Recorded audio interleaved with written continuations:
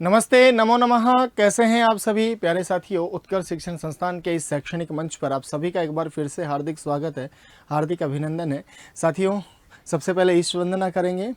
कर्पूर गौरम करुणावतारम संसार सारम भुजगेंद्रहारम सदा वसंतम हृदयारविंदे भवम भवानीं सहितं नमामि, भवम भवानीं सहितं नमामि।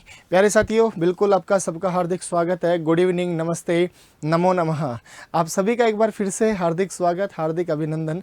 जैसा कि आपको पता है, आपके जो टेस्ट या जो आपके पेपर चल रहे हैं उसमें सर्वाधिक जो प्रश्न पूछे जा रहे हैं वो गद्यांश से पूछे जा रहे हैं। हमने विभिन्न कक्षाओं के माध्यम से व्याकरण को संपूर्णता प्रदान की है, संपूर्ण रूप प्रदान किया है।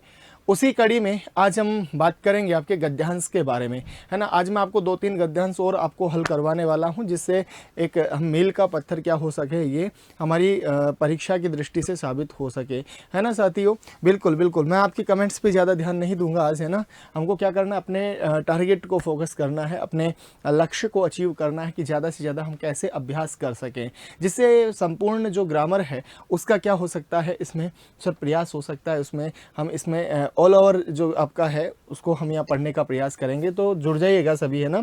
बिल्कुल बिल्कुल जी। तो बढ़ते हैं, देखिएगा क्या है आज का आपका जो पहला गद्यांश है वो क्या है। तो यहाँ पर कहा गया है साथियों, देखिएगा,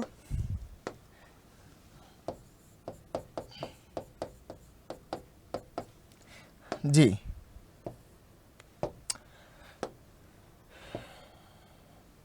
देखो, निम्नलिखितम अपठितम गद्यांशम आधारीकृत्य सर निम्नांकिताः प्रश्नाः एकतः 6 समाधेयाः। आपके एग्जाम में कुछ इसी तरह का प्रश्न आ रहा होगा, है ना। सही कह रहा हूं मैं जी। तो यहाँ पर देखिएगा क्या कहा है कि निम्नलिखितम अपठितम गद्यांशम आधारीकृत्य, जो निम्नलिखित जो गद्यांश है उसको आधार बनाकर क्या करना है, निम्नांकित प्रश्नाः समाधेयाः, अर्थात नीचे लिखे हुए जो कुछ प्रश्न हैं उनको समाधेय अर्थात उनको हल करना है आपको। क्या कहा है कि इदम ही विज्ञान प्रधानम युगम अस्याम शताब्द्याम सर्वत्र विज्ञानस्यैव प्रभावो दृश्यते। क्या कहा, इदम ही, यह ही विज्ञान प्रधानम, है ना, विज्ञान प्रधानम युगम, अर्थात ये जो युग है वो कैसा युग है, विज्ञान प्रधान युग है। ठीक है। क्या कहा है इसमें, अस्याम शताब्द्याम सर्वत्र, ये जो शताब्दी चल रही है कौन सी, जैसे हमारा जो भी वर्तमान का जो समय है वो 21वीं सदी का भारत है। कौन सी सदी का है भाई, 21वीं सदी यहाँ पर अभी चल रही है और उसी की हम यहाँ पर बात कर रहे हैं। तो क्या कहा कि अस्याम शताब्द्याम सर्वत्र विज्ञानस्यैव प्रभावो दृश्यते, तो सभी जगह किसका प्रभाव दिखाई दे रहा है, विज्ञान का प्रभाव ही दिखाई दे रहा है। तो अब आपसे यहाँ पे संधि कार्य पूछा जा सकता है कि सर विज्ञानस्यैव, यहाँ पर कौन सी संधि का कार्य हुआ है। और क्या पूछा जा सकता है, देखो, अधुना न ही तादृशम किमपि कार्यम यत्र विज्ञानस्य साहाय्यम न अपेक्षते। अधुना, आज का जो समय है इसमें न ही तादृशम किमपि कार्यम, कि ऐसा कोई कार्य नहीं है, यत्र, जहाँ पर विज्ञान से सहायम न अपेक्षते, कि विज्ञान की सहायता अपेक्षित नहीं है, या विज्ञान की जो सहायता हम लेते हैं वो आपको कारगर नहीं है, ऐसा यहाँ पर कहा गया है। क्या कहा है कि सर संप्रति मानवः प्रकृतिम वशीकृत्य, संप्रति मतलब वर्तमान में या अब जो मानव है वो प्रकृतिम वशीकृत्य ताम स्वेच्छया कार्येषु नियुक्त है। भाई प्रकृति को अपने वश में करके उसको स्वेच्छा से अपने अनुसार उसको कार्यों में लगा रहा है। आगे कहा है यहाँ पे वैज्ञानिक अनेके आविष्काराः विहिताः, कि वैज्ञानिकों के द्वारा अनेक आविष्कार किए गए हैं, जैसे मानव जाते हैं हिताहितम अपश्यद भी वैज्ञानिक ही राजनीतिक विजयर्वा परमाणु शक्ते अस्त्र निर्माणे एव विशेषतः उपयोगो विहितः। तो यहाँ पर क्या कहा है कि मानव जाति की बात करें, हित और अहित, हिताहितम, है ना, मानव जाति के हित और अहित की यहाँ पर बात की गई है। अपश्यद भी, देखने वालों के द्वारा भी, वैज्ञानिक ही सर राजनीति विजयर्वा, जो राजनीति को जानने वाले हैं, विजयी मतलब जानने वाले, जानकार की हम यहाँ बात कर रहे हैं, परमाणु शक्ति है। और जो परमाणु परीक्षण की आपने देखा, जैसा कि परमाणु परीक्षण अपना जो भारत देश है ये भी अभी परमाणु शक्ति संपन्न क्या है, हमारा राष्ट्र है। अस्त्र निर्माण में एवं विशेषता उपयोगी विहिता, और इसका जो उपयोग है विशेष रूप से किया गया है। क्या कहा है, तद उत्पादितं च लोकध्वंस कार्यम अति घोरम भवति, और इनका उत्पादन करना सर लोकध्वंस अर्थात इस सृष्टि को नाश करने की बात की गई है। अगर उसमें क्या है सर, सृष्टि के नाश में अति घोरम भवति अर्थात बहुत भयंकर है ये। अतोऽस्य यथाशक्ति ही मानव कल्याणार्थमेव प्रयोगः करणीयः, इसीलिए इसको यथाशक्ति जो है विज्ञान का जो प्रयोग है वो मानव के कल्याण के लिए करना चाहिए, न कि उसके विनाश के लिए। तो ये बिल्कुल है ना। तो आपको क्या करना है, ध्यान से इस गद्यांश को पढ़ना है, इस ध्यान से इस गद्यांश को देखना है, और इसी में से आपको क्या करना है, प्रश्न पूछे जाने हैं। जो भी आपके व्याकरण के प्रश्न आ रहे हैं, जो भी आपके संधि समास प्रत्यय आदि से जो प्रश्न आ रहे हैं, देखो मैंने संधि की अलग से क्लास ले ली, आपकी समास की क्लास हो गई है, प्रत्यय की क्लास हो गई, और व्याकरण की और भी जितने विशेषण विशेष्य इत्यादि के जो प्रकरण हैं उनके बारे में भी हम चर्चा कर चुके हैं। एक बार मैं यहाँ पे रिवाइज और आपको करवा दूंगा कि यहाँ पे जिस जिस तरह से प्रश्न पूछे जा रहे हैं उसी आधार पे हमने ये कक्षा को संचालित करने का प्रयास किया है। तो देखिएगा इसका पहला जो प्रश्न है वो क्या है। पहले प्रश्न में क्या कहा इसका कि अस्याम इत्यस्य का विभक्ति अस्ति, अस्याम इत्यस्य का विभक्ति अस्ति सॉरी, अस्याम इत्यस्य का विभक्ति अस्ति। तो यहाँ पे विभक्ति पूछा है किस पद में, अस्याम पद में विभक्ति पूछा है। तो आप कहेंगे सर ये प्रथमा का है, द्वितीय का है, षष्ठी का है या सप्तमी का है। तो ये स्त्रीलिंग का रूप है, ये स्त्रीलिंग का रूप है। और हम बात करेंगे स्त्रीलिंग सप्तमी विभक्ति में अस्याम मतलब इसमें है ना। अस्याम यहाँ पर इदम शब्द का सप्तमी एक वचनम है ना, स्त्रीलिंग शब्द में। अस्याम किसकी बात की गई है, यहाँ पे अस्याम किसकी बात की गई है। तो आप कहेंगे सर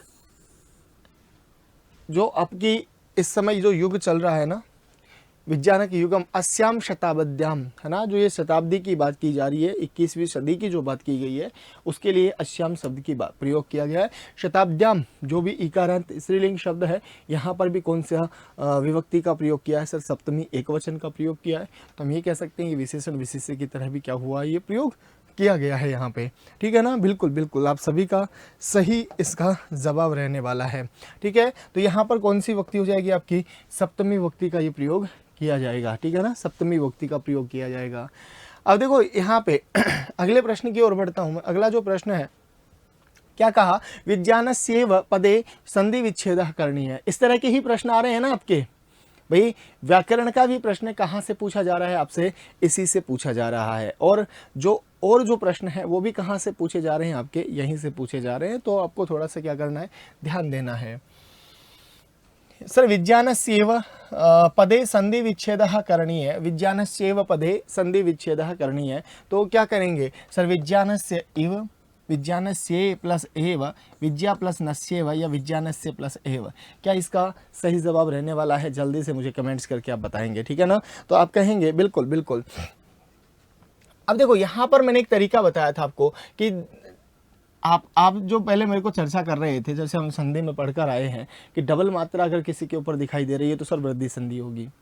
तो मैंने आपको वहाँ पर भी कहा था कि हर शब्द डबल मात्रा वाला किस में नहीं होगा, वृद्धि में नहीं होगा, एक मात्रा वाला गुण में नहीं होगा। लेकिन फिर भी हम उसको देख सकते हैं, उसको परख सकते हैं, उसको तोड़कर देख सकते हैं कि भाई कैसे कैसे इसका रूप बनने वाला है। तो आप देखिएगा यहाँ पर विद्या प्लस नस्य, ये तो वैसे भी आपको गलत। और आपने थोड़ा बहुत अगर शब्द रूप धातु रूप पढ़े हैं, शब्द रूप धातु रूपों की बात की है, तो वहाँ पर आप देखेंगे विज्ञानस्य प्लस एव, तो यहाँ पर ये विज्ञानस्य ऐसा कोई रूप ही नहीं बनता है, दो गलत हो गए। समस्या आ रही है कि सर विज्ञानस्य एव होगा या विज्ञानस्य एव होगा। तो अब यहाँ पर देखो, यहाँ पर क्या दिया हुआ है, अ दिया हुआ है, और यहाँ पर क्या दिया हुआ है, ई दिया हुआ है। और आपको पता है कि अ और ई मिलकर तो क्या बनता है सर, ए बनता है। यहाँ पर क्या दिया हुआ है, अ दिया हुआ है, और यहाँ पर ए दिया हुआ है, तो इन दोनों से मिलकर क्या बनता है, आई बनता है जिसमें आई की मात्रा होती है डबल और ए की मात्रा होती है सिंगल। तो यहाँ पर कितनी मात्रा दी हुई है सर, डबल मात्रा दी हुई है, इसलिए विकल्प के रूप में आप क्या चुन सकते हैं, यहाँ पर घ इसका सही जवाब चुन सकते हैं। घ सही जवाब हो जाएगा इसका। बोलो यस, सही है ना। हाँ, तो यहाँ पर जो विकल्प हो गया इसका, वो क्या विकल्प हो गया है सर, घ इसका उचित विकल्प हो गया है। संधि की बात करें तो यहाँ पर कौन सी संधि होगी सर, वृद्धि रेची सूत्र यहाँ पर काम कर रहा है, वृद्धि रेची, है ना। ये क्या कह रहा है कि अ या आ के बाद में, अ या आ के बाद में क्या हो, ए हो या आई हो, ओ हो या औ हो, ठीक है। तो ये आपस में मिलकर इनको तो आई आदेश हो जाएगा, और इसको क्या आदेश हो जाएगा बेटा, औ आदेश हो जाएगा, है ना। जैसे कि मैंने यहाँ उदाहरण दिया आपको, सदा प्लस एव, ठीक है, आ प्लस ए, रूप बन गया आपका सदैव। और भी पढ़कर आए, जैसे हम वसुधा प्लस एव, रूप क्या बन गया हमारा, वसुधैव, ठीक है ना, वसुधैव इत्यादि रूप यहाँ पर निष्पन्न होते हैं। कई बार ऐसा प्रश्न बनता है, तो आपको क्या करना है, ध्यान रखना है, यहाँ पर जो संधि होगी वो होगी वृद्धि संधि। कौन सी संधि होगी बेटा, वृद्धि संधि। बात क्लियर है क्या, वृद्धि संधि यहाँ का रूप हो जाएगा। अगले प्रश्न की ओर बात करता हूँ भाई। अगला जो प्रश्न है वो आपका क्या प्रश्न रहने वाला है, देखिएगा सर, करणीय, करणीयः इत्यत्र कः प्रत्यय अस्ति। तो यहाँ पर प्रत्यय पूछा है, और आपको मैंने कहा भी था, है ना, अनियर प्रत्यय का रूप बताया था ना। अनियर के मैंने कितने उदाहरण लिखवाए आपको, बताओ जरा। अनियर के बहुत से उन्होंने उदाहरण लिखवाए हैं, ठीक है ना जी। तो यहाँ पर आप क्लियर करेंगे इसको। देखो, क्री प्लस अनियर, क्री प्लस अनियर, क्री प्लस छत्री, क्री प्लस ल्यूट, क्री प्लस शानच, तो क्या रूप बनने वाला है। आपको कहा था कि अनियर का क्या शेष रहता है। जब एग्जाम में आपको इसको पहचानने की बात आए, एग्जाम में पहचानने की बात आए, तो कैसे इसको पहचानेंगे, थोड़ा सा ध्यान देंगे। आपको पता है अनियर का अनिय शेष रहता है, ठीक है।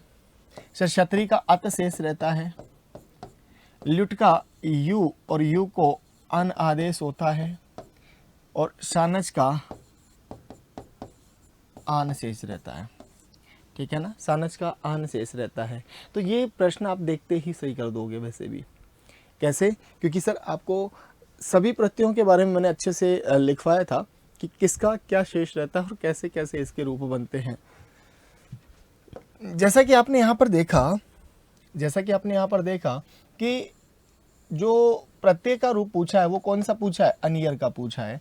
संधि पूछी है आपसे कौन सी, वृद्धि संधि। कहा था ना कि स्वर संधि का अधिकांश रूप पूछा जाता है, अधिकांश जो रूप पूछा जाता है वो कौन सी संधि का पूछा जाता है, वहाँ पे स्वर संधि का पूछा जाता है। मैं ऐसे बिल्कुल भी नहीं कह रहा हूँ कि वहाँ पे व्यंजन संधि का उदाहरण नहीं होगा या और उदाहरण वहाँ पर नहीं होने वाले हैं। तो ये आपका सही विकल्प यहाँ पर होने वाला है। बात समझ में आ रही है क्या जी। अब देखिएगा, आगे बात करता हूं तो यहां पर क्री प्लस अनियर से रूप बन गया आपका अनियर, क्री प्लस अनियर से रूप बन गया आपका करणीय। इसका अनिय शेष रहता है, ठीक है, अनिय शेष रहता है। तो हम कहेंगे सर पुल्लिंग में अनिय शेष रहेगा, पुल्लिंग में अनिय शेष रहेगा। स्त्रीलिंग की बात करें तो अनिया शेष रहेगा, और नपुंसक लिंग में अनियम शेष रहेगा, ठीक है। तो करणीय, करणीया, करणीयम, तीनों लिंगों में इसके रूप चलने वाले हैं। सर ल्युट अनियर प्रत्यय की अगर हम बात करते हैं तो ये आपका चाहिए या योग्य अर्थ में होता है।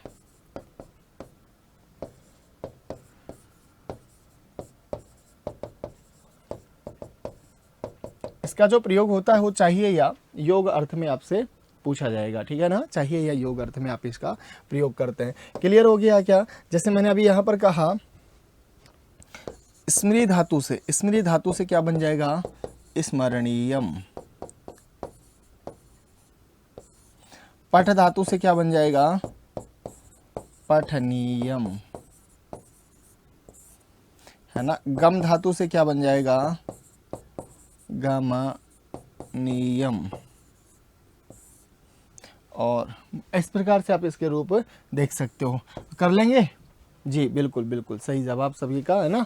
तो कर लेंगे मेरे हिसाब से। बिल्कुल आगे बढ़ता हूँ मैं। देखिएगा यहाँ पर तो विकल्प क्या हो गया आपका, का इसका सही विकल्प हो गया है। अगला प्रश्न देखिएगा सर, अगला जो प्रश्न आता है वो क्या है, क्या कहा कि वैज्ञानिकै रनेके आविष्काराः विहिताः इत्यत्र अनेके विशेषण पदस्य विशेष्य पदम किम। तो अब देखो मेरे हिसाब से इसी प्रकार के आपसे प्रश्न पूछे जा रहे हैं। देखो यहाँ पर क्या कहा गया है कि वैज्ञानिकै रनेकै अनेके आविष्काराः विहिताः, वैज्ञानिकों के द्वारा अनेक आविष्कार किए गए। तो यहाँ पर ये पूछा है कि यहाँ पर जो प्रश्न पूछा गया है वो क्या को इसका विशेष्य पद क्या है, विशेष्य पद क्या है। तो यहाँ पर अगर इसको तोड़कर लिखेंगे आप तो कुछ इस तरह से वाक्य बनेगा, क्या, वैज्ञानिकै। अगर ऐसा कोई प्रश्न आता है तो आपको थोड़ा सा देखना होगा। वैज्ञानिकै अनेके आविष्काराः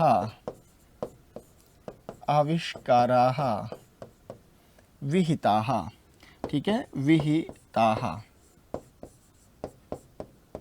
देखो अगर ऐसा प्रश्न आता है तो आपको करना कैसे है, पूरा ध्यान भाई आप क्या किस पे देंगे, पढ़ने पर ध्यान देंगे ना, समझने पर ध्यान देंगे। देखो यहाँ पर क्या कहा कि वैज्ञानिकै में कौन सी विभक्ति है। देखो आप यहाँ पर वैज्ञानिकै में सर तृतीया विभक्ति हो गई, यह आपकी क्रियापद हो गई, है ना। तो आपका ये क्रिया आप मानकर चलिएगा इसको, क्योंकि यहाँ पे प्रयोग किया गया है। दूसरा सर अब देखो अनेके और आविष्काराः, अनेके आविष्काराः, इन दोनों की विभक्तियां क्या है, समान है।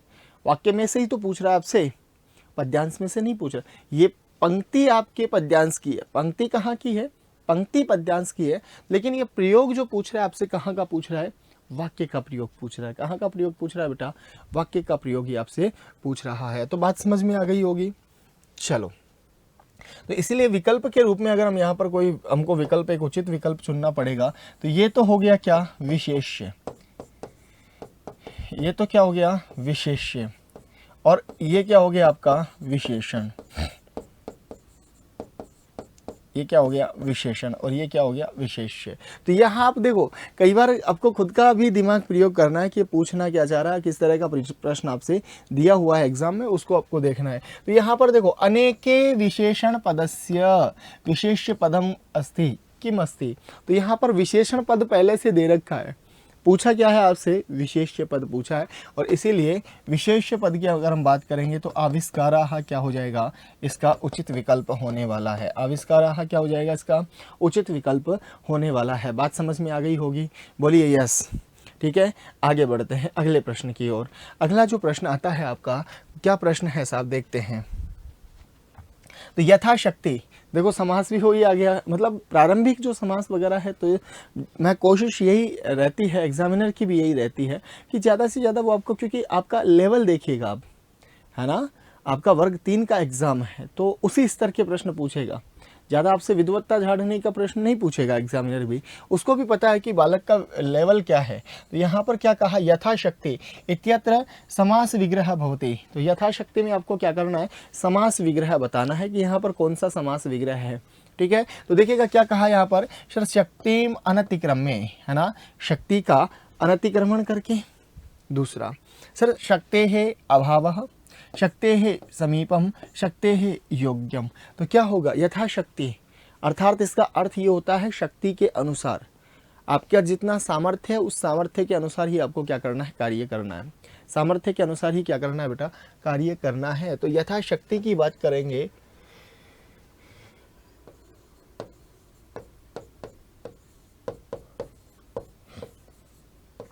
यथाशक्ति, ठीक है ना। इसको थोड़ा सा मैं नजदीक लिख देता हूं, यथा शक्ति, ठीक है।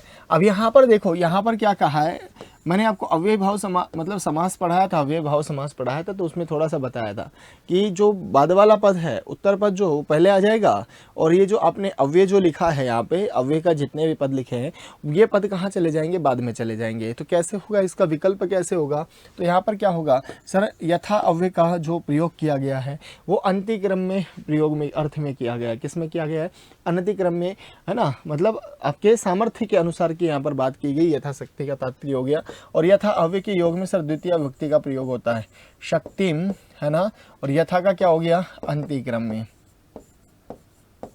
अनतिक्रम में। तो अर्थ क्या हो गया इसका, शक्ति के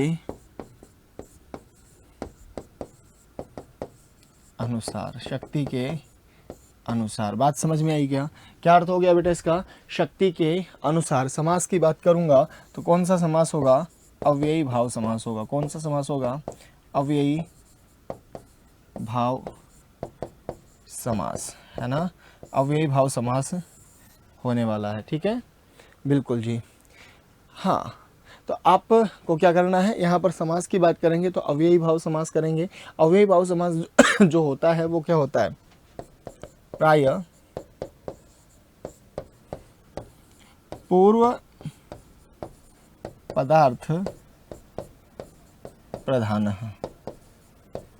ठीक है, प्रायः पूर्व पदार्थ प्रधान, ये आपका समास कार्य यहाँ पर होने वाला है।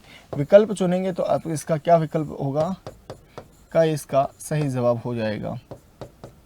क्या क्या हो जाएगा बेटा, इसका उचित विकल्प होने वाला है। तो क्लियर हुआ क्या कि यहाँ पर ये भी आपका प्रयोग कहाँ से किया गया है, आपका यथाशक्ति गद्यांश में से आपसे प्रश्न पूछा गया है। वैसे गद्यांश तो केवल एक बहाना है ना। अभी हमने 5 प्रश्न हल कर लिए, मुझे बताओ एक भी प्रश्न की आवश्यकता पड़ी क्या आपको गद्यांश में जाके देखने की? तो एग्जामिनर भी ऐसे ही करता है। अब उसने वहाँ पे विशेषण विशेष्य के प्रसंग में पंक्ति देकर पूछ लिया, वो चाहता तो वाक्य में भी कह सकता था कि इसका ये विशेषण क्या होगा, इस पद का विशेष्य क्या होगा, ऐसा यहाँ पर पूछा जा सकता है। इस क्रिया का कर्तृपद क्या है, कर्म पद क्या है, ऐसा भी वो आपसे पूछ सकता है। तो एग्जामिनर के ऊपर डिपेंड करता है। अगला जो प्रश्न आता है वो क्या है इसका, देखो यहाँ पर क्या कहा है। अब अव्यय से संबंधित प्रश्न है ये। कैसा प्रश्न पूछा गया आपसे, अव्यय से संबंधित प्रश्न पूछा गया है। और क्या कहा इसमें कि सर संप्रति मानवः प्रकृतिं वशीकृत्य ताम नियुक्ते अस्मिन् वाक्ये अव्यय पदम अस्ति, है ना। तो अव्यय पदम से तात्पर्य, देखो मैंने आपको लास्ट जो क्लास थी उसमें भी समझाया था कि क्रियापद क्या है, तो क्रिया पूछ रहा है। कर्तृपद पूछ रहा है तो कर्ता के बारे में बात कर रहा है। कर्म पद पूछ रहा है तो कर्म के बारे में बात कर रहा है। विशेषण पदम पूछ रहा है तो विशेषण के बारे में बात कर रहा है। और विशेष्य पदम पूछ रहा है तो आपके विशेषण के बारे में, विशेष्य के बारे में ये वो चर्चा करने वाला है। तो इस प्रकार से आपको क्या करना है, थोड़ा सा समझना है, ठीक है ना, ध्यान देना है। अब देखो यहाँ पर क्या पूछा है, अव्यय पद। तो यहाँ पे संप्रति भी वैसे तो देखा जाए तो अव्यय है, और यहाँ पे वशीकृत्य भी क्या है, अव्यय पद की तरह ही प्रयोग किया गया है, ठीक है ना। ठीक है, अब यहाँ पर देखो क्या पूछा इसने, मानवः ऑप्शन में दिया हुआ है, संप्रति, प्रकृतिम, ताम। तो विकल्प में तो आपका क्या हो जाएगा, संप्रति। देखो मानव जो है, पहली बात तो यह समझो कि अव्यय होता क्या है। तो अव्यय के बारे में हमने जो बात की है, अव्ययम, है ना। तो आपने क्या कहा, जो सभी लिंगों में, सभी वचनों में, सभी व्यक्तियों में जो क्या होता है, समान होता है। न व्ययति न व्ययम, अर्थात जो व्यय नहीं होता है, अर्थात जिनके रूप सभी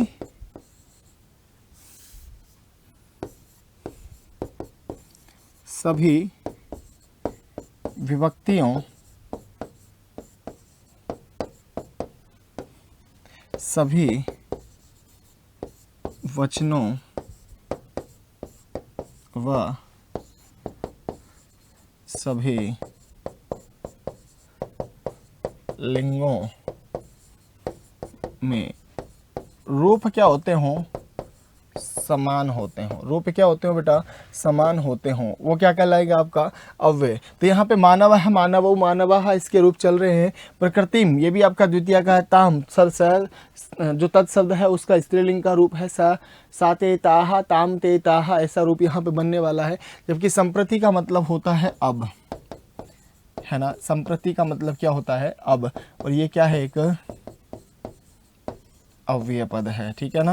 हाँ, तो विकल्प के रूप में क्या चुनेंगे यहाँ पे, ख इसका सही विकल्प हो जाएगा। ख क्या होगा, इसका उचित विकल्प होने वाला है। तो बात समझ में आई क्या। इस प्रकार से आपके गद्यांश से संबंधित प्रश्न पूछे जा सकते हैं। एक गद्यांश के बारे में और बात करता हूँ आपसे। देखिएगा क्या कहा है कि निम्नलिखित अपठितम गद्यांशम आधारीकृत्य प्रश्नाः समाधेयाः, कि नीचे लिखे हुए जो अपठित गद्यांश है उसको पढ़ करके आपको क्या करना है, प्रश्न समाधेयाः अर्थात प्रश्न हल करने हैं। तो कितने प्रश्न पूछेंगे, 7 से 11 आपसे प्रश्न पूछने वाले हैं। इसमें क्या कहा है कि सर अपरस्मिन् दिवसे शिक्षकः रामानुजम अतर्जयत, कि अगले ही दिन शिक्षक ने किसको डांटा, सर रामानुज, आपके महान गणितज्ञ जो हुए हैं रामानुज, उनकी यहाँ पर बात की गई है कि अपरस्मिन का मतलब अगले ही दिवसे, दिन में शिक्षक ने रामानुजम अतर्जयन अर्थात रामानुजन को डांट लगाई, या फिर कहा कि उसको, है ना, अतर्जयत मतलब उसको डांटने के बारे में बात की गई है। आगे कहा है कि सर तत्पश्चात सह गणित विषयस्य कक्षाम कदापि न त्यक्तवान, और उसके बाद में उसने कभी भी, है ना, कहते हैं ना कि सर बेइज्जती हो गई। आप लोग भी कहते हो कि नहीं कहते हो, बताओ, है ना। हाँ, तो आप लोग भी ऐसा कई बार कहते हो कि सर हमारी तो बेइज्जती हो जाती है, आप ऐसे ऐसे कैसे कह देते हो। तो वही बात इसके साथ में हुई, इसने अपनी बेइज्जती समझी कि भाई मेरी तो क्या हो गई है, बेइज्जती हो गई है। लेकिन कई बार मैं कहता हूँ कि स्टूडेंट जो जीवन होता है ना, विद्यार्थी जीवन होता है, इसमें इज्जत तो होती ही नहीं है। क्या नहीं होती है, इज्जत तो होती ही नहीं है, तो बेइज्जती कहाँ से होगी, मेरे को ये समझ में नहीं आई बात, है ना। जिस दिन हम सफल हो जाएंगे, जिस दिन हमारे जॉब लग जाएगी, हम नौकरी लग जाएंगे, तब हमारी इज्जत और बेइज्जती की बात हम वहाँ पे करेंगे, ठीक है। तो बिल्कुल, तो आपको तो बस पूरा फोकस रखना है अपने टॉपिक के ऊपर। हाँ, कुछ साथी कह रहे हैं कि सर आज बात नहीं कर रहे हो, है ना। चलो देखो, गणित विषयस्य कक्षाम कदापि न त्यक्तवान, परीक्षा परिणामे च 100% अंकान गणित विषये प्राप्तवान।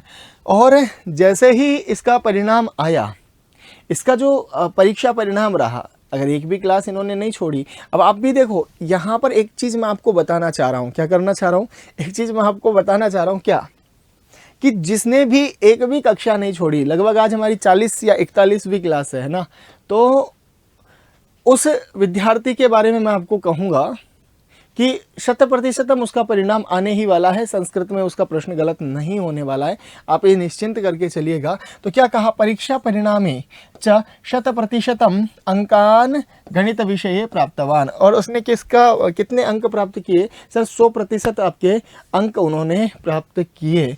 अब देखो यहाँ पर क्या कहा, प्रार्थना सभायाम अपि शिक्षकः तद वृत्तांतम सर्वेभ्य छात्रेभ्य श्रावितवान, है ना। तो यहाँ पर क्या कहा कि प्रार्थना सभा में भी, जैसा कि आपने भी प्रार्थना सभा में शामिल हुए होंगे, विद्यालय में प्रार्थना हुआ करती होगी ना, तो वही बात यहाँ पर कहा है कि प्रार्थना सभा में भी शिक्षक ने वह वृत्तांत सर्वेभ्य छात्रेभ्य, सभी छात्रों को क्या किया, श्रावितवान, सुनाया। सर पुनश्च उक्तवान, तो यहाँ पे पहले पुनः प्लस च प्लस उक्तवान, ऐसा रूप यहाँ पर बना हुआ है। उक्तवान में वच धातु से इक्तवतु प्रत्यय करके रूप बना है। अब देखो यहाँ पर क्या कहा कि एषः बालकः एतस्य विद्यालयस्य महान विद्यार्थी भविष्यति, और सभी छात्रों के सामने प्रार्थना सभा में ही इन्होंने कहा कि यह जो बालक है, यह बालक कौन, सर रामानुज। यह बालक कौन, तो आप कहेंगे सर रामानुज की बात की जा रही है, विद्यालय का महान विद्यार्थी भविष्यति है, बहुत महान विद्यार्थी होगा। ऐसा कहा किसने, शिक्षक ने, किसके बारे में, रामानुज के बारे में, है ना। इसकी मैया इसको रामानुजा कह के संबोधित किया करते थे, है ना। आपके भी माता पिता आपको क्या क्या कह के संबोधित करते हैं, बताओ जरा। है ना। तो यहाँ पर देखो, रामानुजोपि सर पूर्ण सामर्थ्येन अध्ययने संलग्नो अभूत, कालांतरे सह महान गणितज्ञो अभवत, है ना। तो क्या कहा कि रामानुजोपि, वह रामानुज भी पूर्ण सामर्थ्येन अपने पूर्ण जितनी उसकी मेहनत, जितना वो मेहनत कर सकते थे उतनी उन्होंने मेहनत की और अध्ययने संलग्नो अभूत्। और वह क्या हुआ, अपने मतलब सब कुछ छोड़ के, ये समझो आप, कहा करते हैं कि जब वो पढ़ा करते थे ना तो उनको कुछ याद नहीं रहा करता था कि वो कितना समय हो गया, खाना खाया है कि नहीं खाया, पानी पिया है कि नहीं पिया, नींद भी नहीं आती थी, है ना। तो मतलब उन्होंने कोई एक्सक्यूज़ नहीं दिया, है ना, एक्सक्यूज़ नहीं दिया। इसीलिए तो आज हम उनके बारे में पढ़ रहे हैं, जबकि उम्र भी उनकी बहुत अल्प आयु में ही वो चले गए हमें छोड़कर। तो ये पूरा आपको थोड़ा सा ध्यान रखना है। और हम कहते हैं कि आज ये नहीं हुआ सर, आज नेट नहीं चल रहा था, आज ये नहीं हो रहा था, तो ये बात नहीं होती है। तो यहाँ पर क्या कहा, कालांतरे स महान गणितज्ञ अभवत, और मतलब कालांतर समय बीतने के बाद में ये बहुत बड़े क्या हुए, महान गणितज्ञ हुए। आगे बढ़ता हूँ साहब, इसमें अगले प्रश्न की ओर बढ़ता हूँ। देखो अगला जो प्रश्न आता है कि यहाँ पे पूछा है रामानुजम इत्यत्र कहा संधि, है ना। तो रामानुज जो पद दिया हुआ है उसमें कौन सी संधि है ये आपको बताना है, ठीक है। तो रामानुज जो पद दिया हुआ है इसमें कौन सी संधि है, तो आप कहेंगे राम प्लस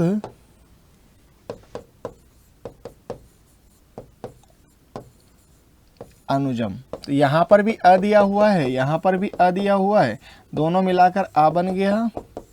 और आ मतलब दीर्घ का कार्य हुआ। तो जब दीर्घ का कार्य हुआ तो कौन सी संधि हुई, दीर्घ संधि। कौन सी संधि हुई बेटा, दीर्घ संधि, दीर्घ संधि। और यहाँ पर जो विकल्प की बात करूँगा, दीर्घ संधि हो गई यहाँ पे, और यहाँ पे ही जो विकल्प की मैं बात करने वाला हूँ वो, इसका एक सूत्र आता है सवर्ण दीर्घ, है ना। अकह सवर्णे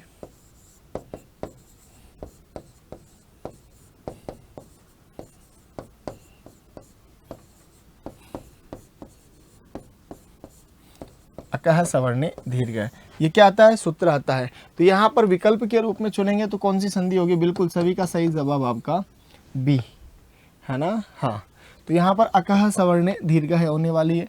यण संधि की बात करें तो इसका सूत्र जो होता है वो इको यणची होता है, इको यणची। गुण संधि की बात करें, किसकी बात करें, गुण संधि, तो गुण संधि का जो सूत्र होता है वो होता है आद गुण।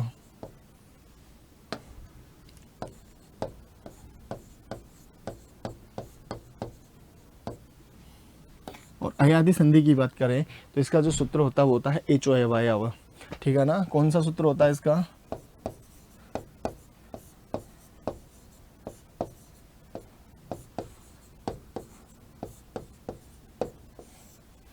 एचो अवयव, ठीक है, एचो अवयव इसका ये सूत्र रहने वाला है। बात क्लियर हो गई क्या, जल्दी बताओ मुझे।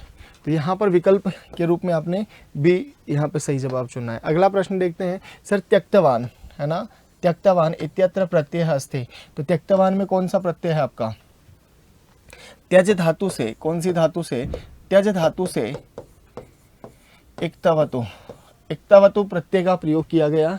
आपको मैंने कई बार कहा है, जब मैंने प्रत्यय पढ़ाए थे तब भी मैंने कहा, देख लो मैंने दूसरा जो गद्यांश लिया है ये भी मैंने आपसे पूछा है, और इसमें भी आपने देखा होगा कि सर संधि भी कौन सी पूछी जा रही है, प्रत्यय भी कौन सा पूछा जा रहा है। तो अधिकांश जो प्रयोग किया गया ना वो इसी तरह का प्रयोग किया जाता है, इसीलिए वहाँ पर भी मैंने आपको पूरा इस बात के लिए फोकस किया था कि ऐसे ऐसे ऐसे यहाँ पे प्रश्न पूछे जा सकते हैं। तो आप देखिएगा त्यज धातु से कौन सा प्रत्यय हुआ सर, इक्तवतु, और इक्तवतु प्रत्यय का क्या शेष रहता है सर, तवत शेष रहता है। क्या शेष रहता है, तवत शेष रहता है। और त्यज धातु में सर चौको सूत्र से जय को का आदेश हो जाता है ना। और यहाँ पर देखिएगा रूप क्या बन जाएगा आपको, त्यक्तवान, ऐसा इसका ये भूतकाल अर्थ में होता है। कौन से अर्थ में, भूतकाल अर्थ में, ठीक है ना, भूतकाल अर्थ में। और रूप क्या बन गया यहाँ पे, त्यक्तवान, त्यक्तवान, ठीक है। इसके भी रूप तीनों लिंगों में चलते हैं, वानवती वत, त्यक्तवान, त्यक्तवती, त्यक्तवत, ऐसा रूप चलता है। फिर रूप वैसे भी सातों विभक्तियों में चलते हैं, त्यक्तवान, त्यक्तवंतो, त्यक्तवंतः, ऐसा यहाँ पे रूप आपको ध्यान रखना है। तो विकल्प के रूप में आपका क्या होगा, सही जो जवाब होगा वो ग इसका उचित विकल्प रहने वाला है, ठीक है ना, ग इसका उचित विकल्प रहने वाला है। देखो मतुप जो प्रत्यय होता है वो आपके किसके साथ जुड़ता है, जल्दी बताओ, शब्दों के साथ जुड़ता है। मतुप जो प्रत्यय होता है वो किसके साथ जुड़ रहा है, आपका शब्दों के साथ में जुड़ रहा है, ये आपको ध्यान रखना है, ठीक है ना, शब्दों के साथ में जुड़ रहा है। अब देखो यहाँ पर ये रूप बन जाएगा इक्तवतु का। और सानच आपका वर्तमान काल में होता है। सानच किस में होता है? क्षत्रिय और सानच। क्षत्रिय और सानच की बताई थी मैंने, सत्संज्ञा होती है, इक्ता और इक्तवतु प्रत्यय की निष्ठा संज्ञा होती है। अगला प्रश्न देखिएगा, सर क्या कहा? परीक्षा परिणामे, है ना, परीक्षा परिणामे इत्यत्र समास विग्रह वर्तते। तो यहाँ पर समास विग्रह की बात की गई है कि समास विग्रह क्या होगा, तो परीक्षा परिणामे, तो क्या कहा? परीक्षया परिणामे, परीक्षायाः परिणामे, परीक्षया परिणामे या फिर परीक्षायाम परिणामे। तो विकल्प क्या हो जाएगा इसका? बी इसका सही जवाब होने वाला है। क्या होने वाला है? बी इसका सही जवाब होने वाला है। परीक्षा का परिणाम, परीक्षा का परिणाम। तो परीक्षायाः परिणामे की बात करेंगे तो क्या हो जाएगा? परीक्षा का परिणाम इसका ऐसा वाक्य होने वाला है। बात क्लियर है क्या? जल्दी से बताओ मुझे। बिल्कुल बिल्कुल। तो यहाँ पर समास का नाम क्या होगा? समास का नाम भी बताएंगे ज़रा मुझे। तो समास के नाम की बात करूँगा तो सर यहाँ पे षष्ठी तत्पुरुष समास हो जाएगा। कौन सा हो जाएगा? षष्ठी तत्पुरुष समास।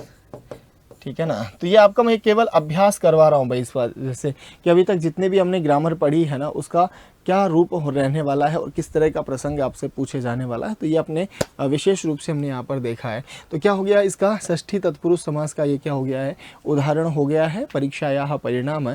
जैसे राज्य पुरुष इत्यादि का बात किया था हमने, है ना। संस्कृत क्या नाम है ना। तो विभिन्न प्रकार के यहाँ पे प्रयोग हमने किए थे यहाँ पर। ठीक है। तो यहाँ पर देखिएगा, आगे बात करते हैं।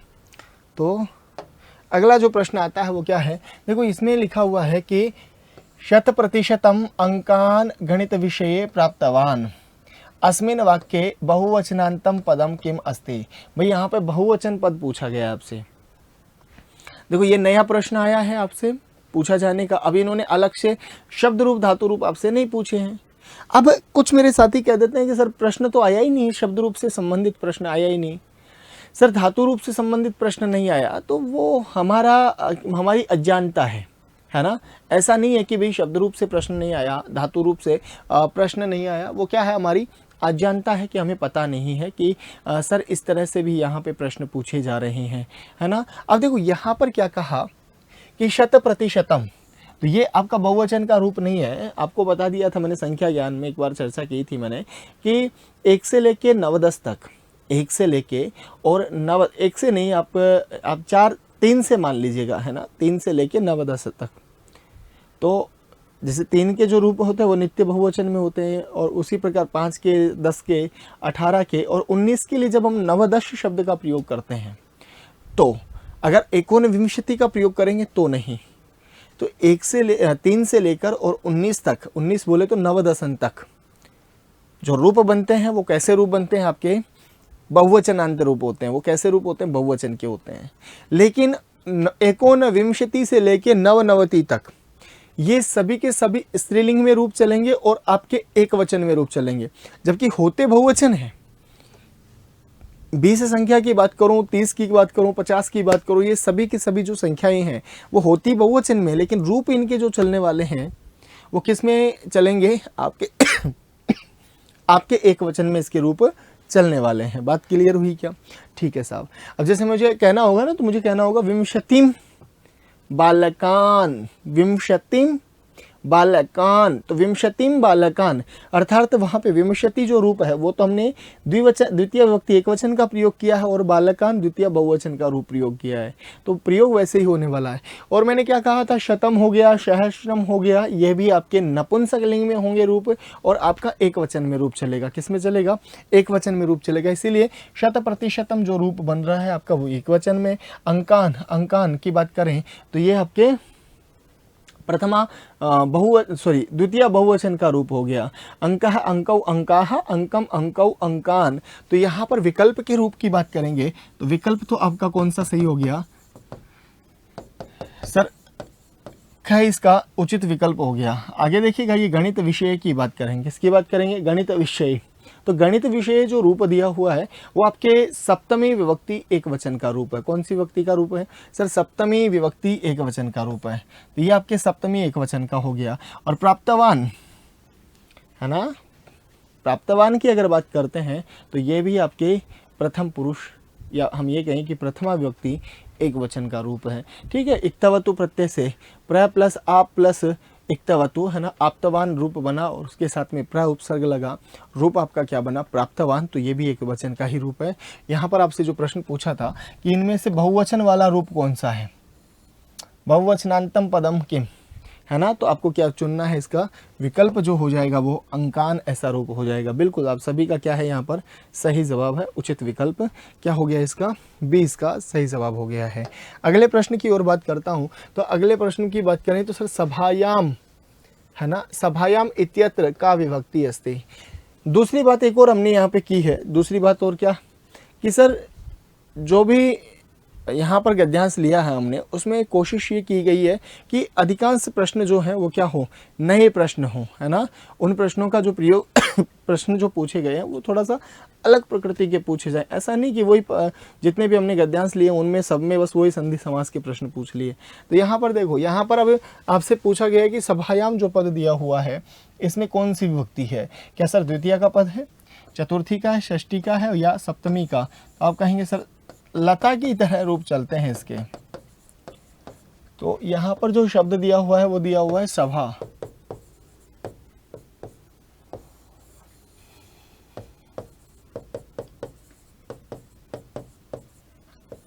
कैसा शब्द है ये, आकारांत है। दूसरी बात करें तो कैसा शब्द है ये, स्त्रीलिंग है। आकारांत शब्द है और आकारांत में भी कौन सा शब्द है, ये स्त्रीलिंग शब्द है। ठीक है ना। अब यहां पर देखो द्वितीय में क्या रूप बनेगा इसका, सभाम। चतुर्थी में क्या बनेगा, सभा यही। और षष्ठी में क्या बनेगा, सभायाः। जबकि सप्तमी में क्या बना इसका, सभायाम। ठीक है, तो आपको विकल्प सारे पता होने चाहिए।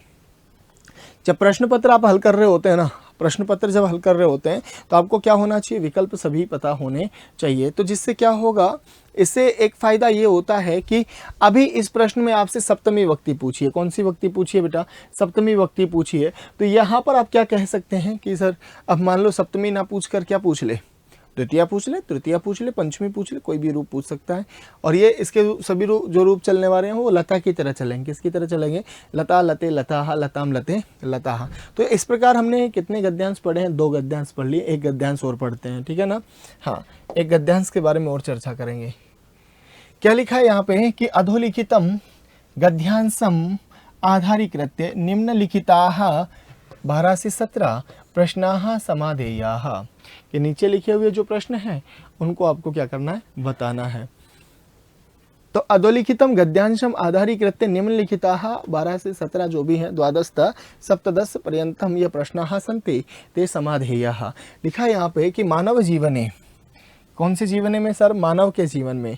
ये आपके लिए भी बड़ी सीख की बात है ना, आपके लिए भी क्या है, बड़े सीख की बात है। तो कहेंगे कि मानव जीवने सर अनुशासनस्य खलु महती आवश्यकता अस्ति।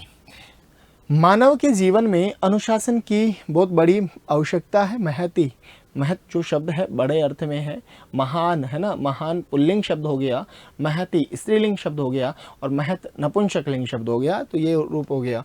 आवश्यकता अस्ति, अब यहाँ पर आवश्यकता स्त्रीलिंग था इसलिए जो शब्द का प्रयोग किया गया वो महती शब्द का हमने यहाँ पे प्रयोग किया। ठीक है।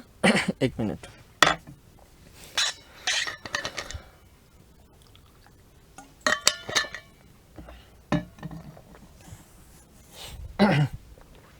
तो देखिएगा क्या कहा है यहाँ पे, यदि मानवाः अनुशासनशीलाः न भवेयु सदा तु विचित्राः जगतः गतिः स्यात्, है ना। तो यहाँ पर यदि मानवाः अनुशासनशीला न भवेयु, यदि मानव क्या नहीं हो, अनुशासनशील, अनुशासन में नहीं रहे तो इस संसार की जो गति होने वाली है वो विचित्र ही होगी। जैसे पशु पक्षी भी अनुशासित रहते हैं, आपने देखा होगा ना, कहीं जाते हैं तो वो भी एक क्रम से जाने का प्रयास करते हैं। लेकिन उनमें मानव की जितना क्या नहीं है, बुद्धि नहीं है भाई, मानव के जितना उसमें स्वभाव नहीं है। तो इस वजह से आप क्या कर सकते हैं सर, थोड़ा सा कह सकते हैं, लेकिन बाकी कहा कि मानव को अनुशासनशील होना जरूरी, बहुत ज़रूरी है। तो यहाँ पर क्या कहा, यदि सर्वे जनाः स्वेच्छया कार्यं कुर्वन्ति, यदि सभी लोग स्वेच्छा से कार्य करते हैं, यदि सभी लोग स्वेच्छा से कार्य करते हैं, है ना, तदा सर्वत्रैव कार्य हानि भवेत, और इससे सभी जगह क्या होगा, कार्य हानि होगी। देखो आपने देखा होगा ना, जिस समय आप कहीं पे सिटी में जा रहे हैं और वहाँ पे ट्रैफिक सिग्नल पे आपका ट्रैफिक हवलदार जो भी है वो नहीं है, और गलती से उस दिन लाइट जो है वहाँ पे ट्रैफिक जो लाइट है वो भी क्या नाम है नहीं चल रही है, तो आप देखा कैसे जाम लग जाता है वहाँ पे।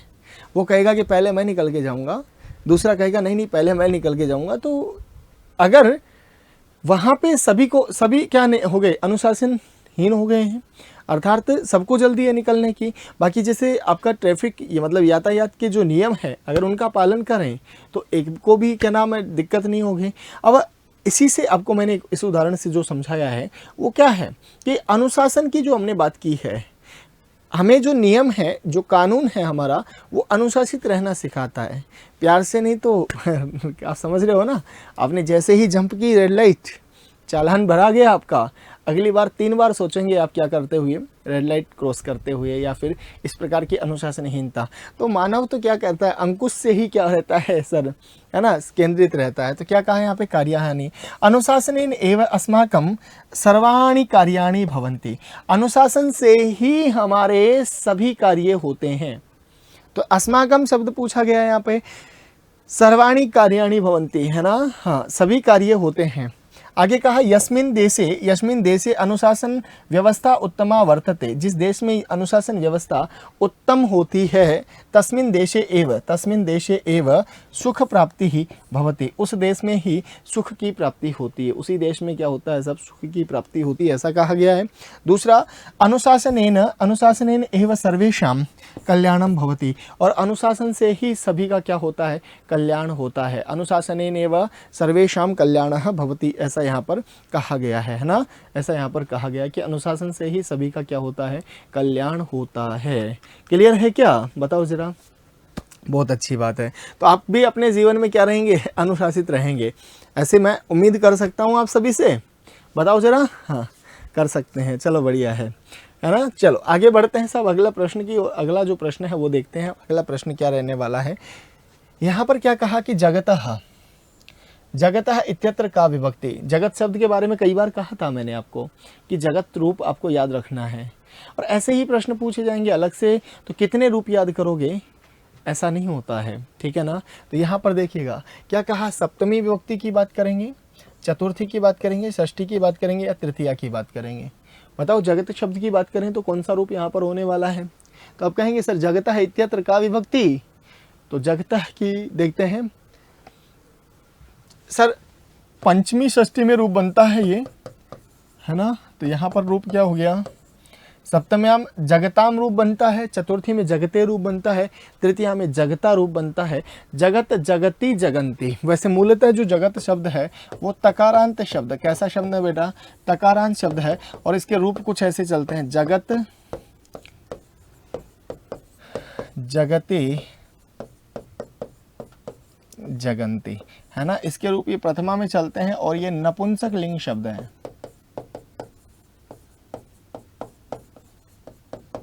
कैसा शब्द है ये, नपुंसक लिंग शब्द है, बात समझ में आ रही है क्या, नपुंसक लिंग शब्द है, ठीक है ना। जगत जगती ही जगंती, तो जगत जगत जगता जगते जगतः जगतः जगती, ठीक है ना, जगतः जगतः जगती। तो सप्तम्याम में सप्तमी एक वचन की रूप बात करूंगा तो इसमें रूप जो बनेगा ना वो बनेगा जगती, ठीक है ना।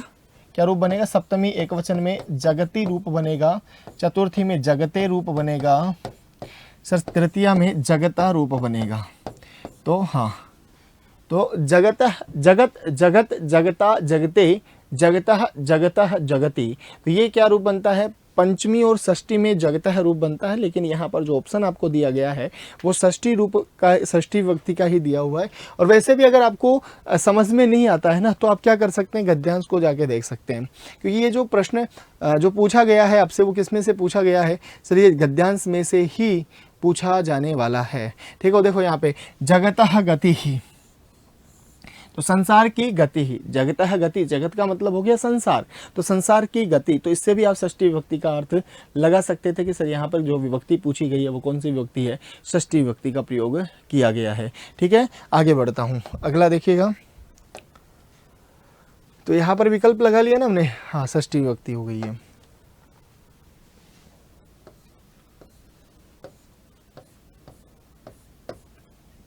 विशेषण पद पूछा आपसे, क्या पूछा है बेटा, विशेषण पद पूछा है। तदा तु विचित्रा जगतः गति स्यात् इत्यत्र या अस्मिन वाक्ये किसका विशेषण पद बताना है।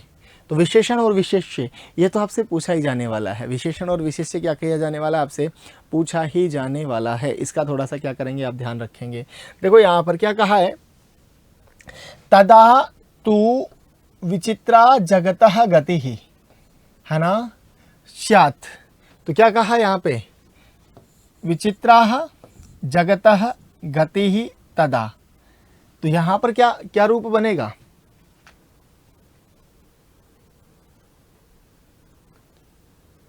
बताओ जरा, इसमें क्या विकल्प रहने वाला है, जगतः गति। तो किसकी गति के बारे में बात की जा रही है यहाँ पे, संसार की गति के बारे में बात की गई है ना। तो कैसी कैसी गति है ये संसार की, तो विचित्र गति है। कैसी गति है, विचित्र गति है। तो विकल्प के रूप में क्या चुनेंगे हम यहाँ पे, है ना, विचित्र, है ना, विचित्रा जगतः गति ही अस्मिन जगतः गति स्यात्।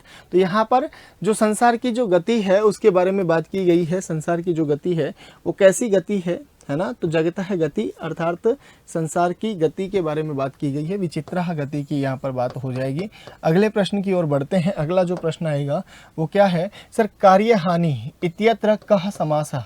कार्यहानि इत्यत्र कः समासः, कौन सा समास होगा, कार्यहानि की बात कर रहे हैं। कार्यहानि यहाँ पर जो पद दिया गया है उसके बारे में यहाँ पे चर्चा कर रहे हैं। तो यहाँ पर कौन सा समास हो जाएगा सर आपका, कार्यहानि में आपका अव्ययी भाव हो गया, सर कर्मधारय हो गया, बहुव्रीहि हो गया या तत्पुरुष हो गया। तो आप कहेंगे सर कार्यस्य हानि ही, कार्यस्य हानि ही, कार्य हानि, ऐसा रूप यहाँ पर बनेगा कि कार्य की हानि, है ना, कार्य का ह्रास होना ही आपका। तो यहाँ पे भी षष्ठी तत्पुरुष का क्या हो जाएगा, कार्य यहाँ पे हो जाएगा। तो कार्यस्य हानि की बात करेंगे, षष्ठी तत्पुरुष हो जाएगा। अगला देखिएगा जो प्रश्न आता है, क्या कहा यहाँ पे, प्राप्ति ही इत्यत्र का उपसर्ग। प्राप्ति जो पद दिया हुआ है आपका यहाँ पे, इसमें कौन सा उपसर्ग रहने वाला है, इसके बारे में आपको यहाँ पे बताना है। तो प्राप्ति ही जो पद है इसमें कौन सा उपसर्ग है, कौन सा उपसर्ग है, ठीक है ना। तो देखेंगे यहाँ पे क्या कहा है, इत्यत्र कः उपसर्गः। सर आंग उपसर्ग है क्या, सर प्र है, आप है, प्रा है ना। तो आप क्या कहेंगे कि सर प्र प्लस आपति ही, प्र प्लस आपति ही, ऐसा रूप यहाँ पर दिया हुआ है। और यहाँ पर उपसर्ग क्या हो गया, उपसर्ग हो गया आपका प्र, उपसर्ग क्या हो गया है बेटा आपका प्र, ठीक है ना। और उपसर्ग की बात करें तो इनकी संख्या 22 होती है, जिन्हें प्राधि भी कहा जाता है। क्या कहा जाता है, प्राधि भी कहा जाता है। उपसर्गाः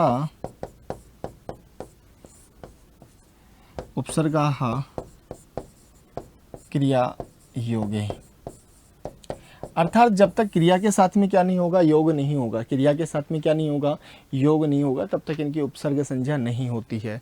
ये आपको क्या रखना है, थोड़ा सा ध्यान रखना है। तो उपसर्गाः क्रिया योगे की हम यहाँ पे बात कर रहे हैं, ठीक है ना।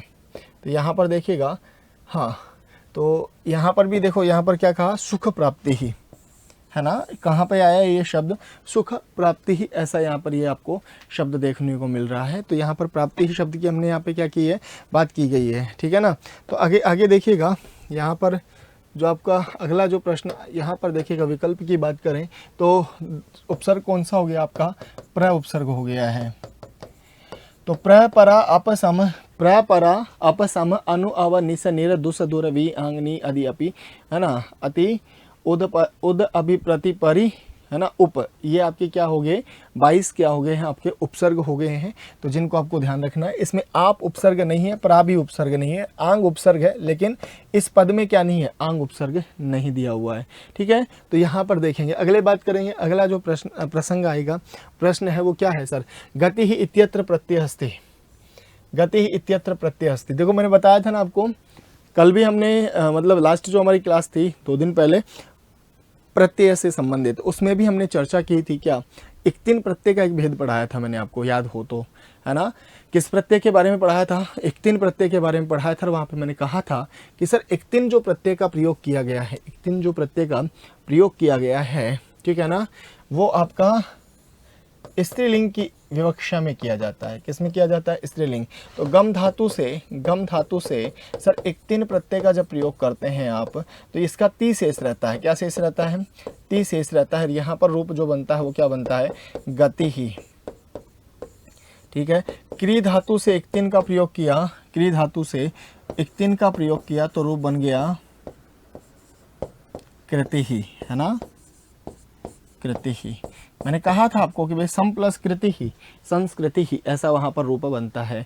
तो यहाँ पर जो प्रयोग किया गया है वो कौन से प्रत्यय का प्रयोग किया गया है सर, इक्तः प्रत्यय आपका भूतकाल में होता है ना, भूतकाल अर्थ में।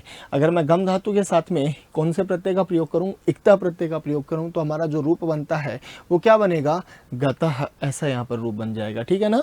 तो ये भूतकाल अर्थ में क्या होता है, प्रयोग किया जाता है। तो ये विकल्प यहाँ पर कौन सा सही होगा, ए इसका बिल्कुल सही जवाब है। ए क्या है, इसका बिल्कुल सही जवाब है। और एक प्रश्न और देखते हैं इसी गद्यांश से संबंधित जो प्रश्न है, ठीक है ना, उसको और समझते हैं। क्या कहा यहाँ पे कि सर तस्मिन् देशे एव सुख प्राप्ति भवति अस्मिन् वाक्ये अव्यय पदम अस्ति। तो यहाँ पर सर अव्यय पद आपसे पूछा गया है कि अव्यय पद क्या है, वाक्य क्या है, वाक्य को पढ़ना है। तस्मिन् देशे एव, उस देश में ही सुख प्राप्ति भवति, तस्मिन् देशे एव सुख प्राप्ति भवति। तो अस्मिन् वाक्य अव्यय पदम अस्ति, तो क्या होगा इसका, तस्मिन् अव्यय है क्या सर, सुख प्राप्ति अव्यय है क्या, एव अव्यय है या भवति अव्यय है। तो आप कहेंगे सर एव यहाँ पर क्या है, अव्यय है, ठीक है ना। एव क्या है यहाँ पर, अव्यय। एव का मतलब होता है ही, एव का मतलब क्या होता है, ही। भवति यहाँ पर क्रिया है, भवति क्या है बेटा, यहाँ पे क्रिया रूप है, ठीक है ना। सुख प्राप्ति और तस्मिन इत्यादि का, तद शब्द का षष्ठी विभक्ति सप्तमी विभक्ति एक वचन में रूप बनता है तस्मिन, तयो तेषु, ऐसा रूप वहाँ पर बनता है पुल्लिंग और नपुंसकलिंग में तस्मिन। तो ये भी आपका रूप चल रहा है इसलिए। और सुख प्राप्ति है ना, तो सुख प्राप्ति की अगर हम बात करते हैं तो भी आपका रूप जो बनता है वो क्या बनता है, इसके भी रूप चलते हैं। इसलिए यहाँ पर क्या नहीं होगा आपका, ये भी अव्यय पद नहीं होगा। जबकि एव क्या है, यहाँ पे अव्यय पद की तरह प्रयुक्त किया गया है, अव्यय पद ही है।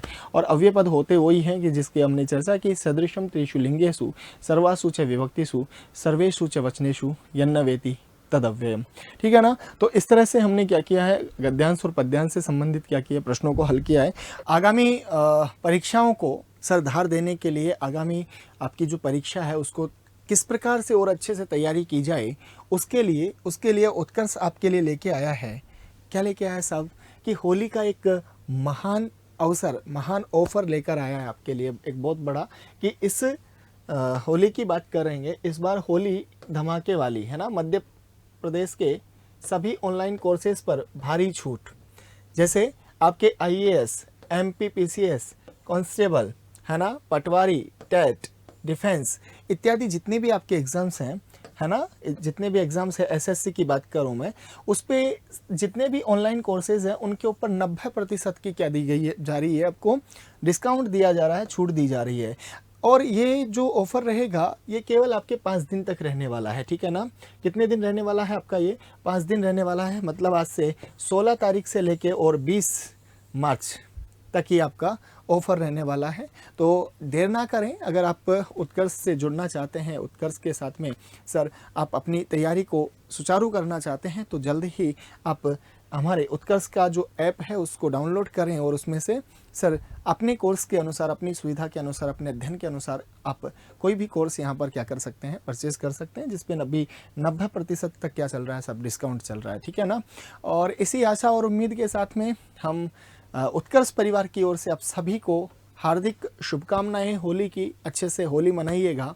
और मैं यही उम्मीद करता हूँ, हर बार यही कहता हूँ कि अगली जो होली है आप अपने कार्य क्षेत्र में बनाएं, है ना, वहीं पर आप उसको मनाएं। और इसी आशा और उम्मीद के साथ में आप सभी को, आपके परिवार जनों के साथ में बहुत बहुत हार्दिक शुभकामनाएं। होली का पर्वण है, हार्दिक शुभाभिकामना। इसी आशा और उम्मीद के साथ में मैं उम्मीद करता हूँ कि आज जो आपको पढ़ाया है ये आपके लिए परीक्षा में सर रामबाण साबित होगा, है ना। और ऐसा नहीं है कि अभी आपकी छुट्टियां अभी 1-2 दिन की आपका रहेगा, फिर आपका फिर से कंटिन्यू हम स्टार्ट करेंगे क्लासेस, ठीक है। तो आज के लिए इतना ही, मिलेंगे फिर आगामी कक्षा में, तब तक के लिए नमस्कार, धन्यवाद, नमो नमः, पुनः मिलामः।